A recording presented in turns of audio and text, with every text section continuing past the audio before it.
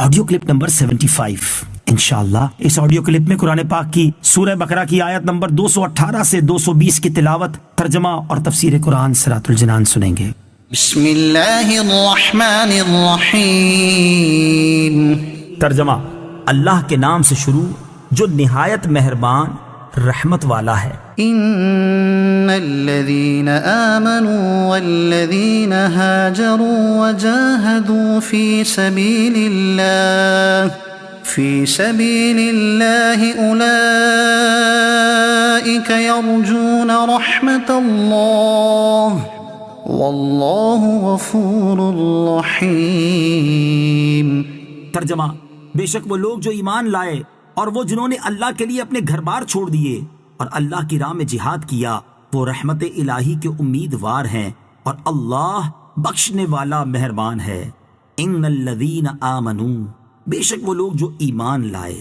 اس آیت میں ایمان، ہجرت اور جہاد تین بڑے اعمال کا ذکر ہے، اور یہ تینوں اعمال بجا لانے والوں کے بارے میں اولئک یرجون رحمت اللہ، وہ رحمت الہی کے امیدوار ہیں۔ تفسیر صراط الجنان میں ہے، اس سے معلوم ہوا کہ عمل کرنے سے اللہ تعالیٰ پر اجر دینا واجب نہیں ہو جاتا، بلکہ ثواب دینا محض اللہ تعالیٰ کا فضل ہے۔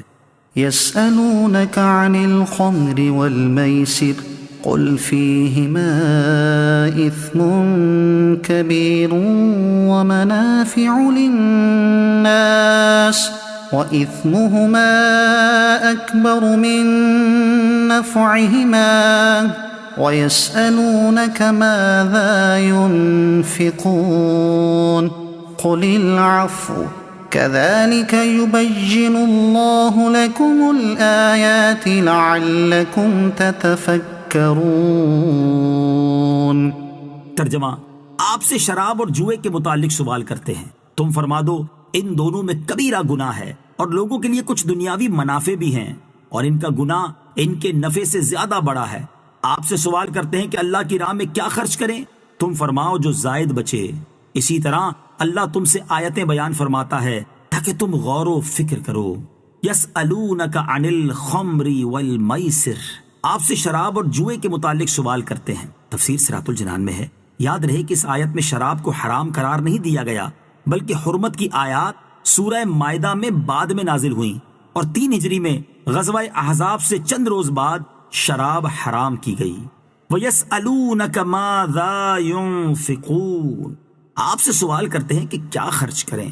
تفسیر خازن میں ہے کہ سرکار دو عالم علیہ الصلوۃ والسلام نے مسلمانوں کو صدقہ دینے کی رغبت دلائی تو صحابہ کرام نے عرض کی صدقہ کی مقدار ارشاد فرما دیں کہ کتنا مال راہ خدا میں دیا جائے۔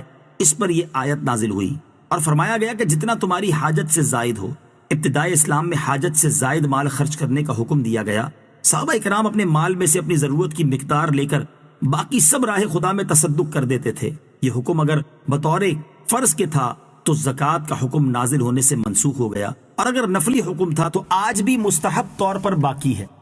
فی الدنیا والآخرہ ويسألونك عن اليتامى قل إصلاح لهم خير وإن تخالطوهم فإخوانكم والله يعلم المفسد من المصلح ولو شاء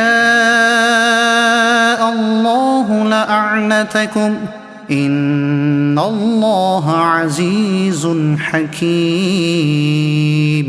ترجمہ: دنیا اور آخرت کے کاموں میں غور و فکر کر لیا کرو، اور تم سے یتیموں کا مسئلہ پوچھتے ہیں، تم فرماؤ ان کا بھلا کرنا بہتر ہے، اور اگر ان کے ساتھ اپنا خرچہ ملا لو تو وہ تمہارے بھائی ہیں، اور اللہ بگاڑنے والے کو سنوارنے والے سے جدا خوب جانتا ہے، اور اگر اللہ چاہتا تو تمہیں مشقت میں ڈال دیتا، بے شک اللہ زبردست حکمت والا ہے۔ فی الدنیا والآخرہ، دنیا و آخرت کے کاموں میں۔